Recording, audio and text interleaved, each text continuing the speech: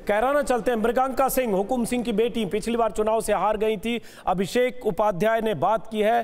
कैराना में क्या कह रही हैं मृगांका सिंह, सुनते हैं जरा। सिंह बाबू हुकुम सिंह की बेटी हैं। बाबू हुकुम सिंह 2014 में इसी कैराना से सांसद थे। मृगांका जी, आपको देख करके जो पहला मेरे जहन में सवाल आ रहा है कि बाबू हुकुम सिंह की ये सीट रही है और आप इस बार यहाँ से चुनाव नहीं लड़ रही हैं, ऐसा क्यों? आइए।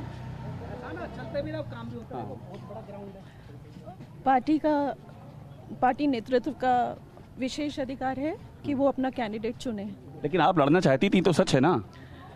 मुझे विश्वास था कि मुझे भी अवसर मिलेगा। हाँ। परंतु आज की तारीख में प्राथमिकता है मोदी जी को प्रधानमंत्री बनाना। हाँ। और कैराना लोकसभा में कमल का फूल खिलाना। ठीक है मृगांका जी, ये सब जो बातें आप कह रही हैं तो बड़ी मीठी मीठी बातें हैं, लेकिन सच्चाई बताइए, तकलीफ तो हुई होगी ना? टिकट कट गया, आपने तैयारी की थी, आप आकर के नोएडा से यहाँ डट गई थी काफी दिनों से, उसके बाद टिकट कट गया, तो तकलीफ तो होगी ना? वो सच तो बयां कीजिए। कुछ समय के लिए थोड़ी सी निराशा थी। हाँ। और दुख थोड़ी सी थी या ज्यादा थी? थोड़ी सी थी। अच्छा। पर मेरे सभी साथियों ने, पार्टी कार्यकर्ताओं ने मुझे विश्वास दिलाया कि कल बेहतर समय अवश्य आएगा। हाँ। और मतलब आगे का कुछ वादा है? नहीं, पार्टी की ओर से वायदा कोई नहीं है। हाँ। पर राजनीति है, ऊपर नीचे होता रहता है समय। एक बात समझाइए मुझे मृगांका जी, 2018 का उपचुनाव आप लड़ी थी, इसी बीजेपी से, इसी सीट पे लड़ी थी। उस बार तीनों दल एक साथ थे। कांग्रेस जो है इस बार अलग उम्मीदवार उतारी है, इसका क्या फर्क पड़ेगा?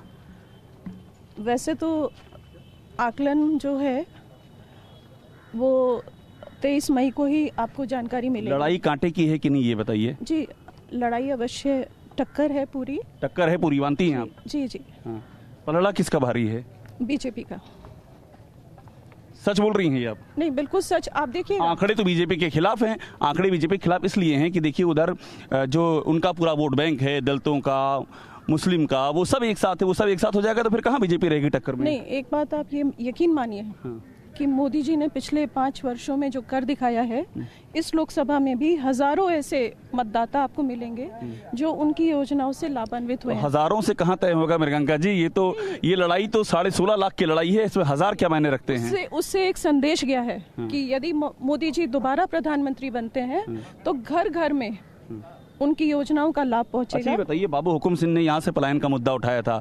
आपने भी, जब आप लड़ी विधानसभा, आपसे तीसरी बार मैं इंटरव्यू ले रहा हूँ, विधानसभा चुनाव, फिर एक लोकसभा चुनाव, फिर ये चुनाव, तो वो उनका जो पलायन का मुद्दा था, वो मुद्दा आज भी, उसका कुछ असर है? बीजेपी को फायदा हुआ उस मुद्दे से? आपको लगता है जमीन पे बीजेपी को फायदा हुआ है कि नहीं पलायन के मुद्दे से, या नहीं हुआ है फायदा? वो तत्कालीन सरकार के द्वारा जो सिचुएशन थी पलायन की, जब यहाँ पे अपराधी तत्व हावी थे, इस कारण, भय के कारण यहाँ से लोग छोड़ के जा रहे थे। बीजेपी सरकार आई और पलायन खत्म हो गया?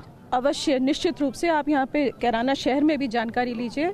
15 से 20 परिवार मेरी नॉलेज में है जो वापस लौटे हैं, अपने बिजनेस एस्टैब्लिशमेंट खोल के बैठे हुए हैं। ये बताइए मृगांका जी, आप तो यहाँ के रहने वाली हैं, लोग कह रहे हैं नाराजगी है, गन्ना का पेमेंट नहीं हुआ है, तो आप तो यहाँ से नहीं लड़ रही हैं, लेकिन आपने ये बात पहुंचाई नहीं ऊपर नेतृत्व तक कि गन्ना का पेमेंट नहीं हुआ है। उसके लिए योगी जी ने पूरा प्रावधान किया है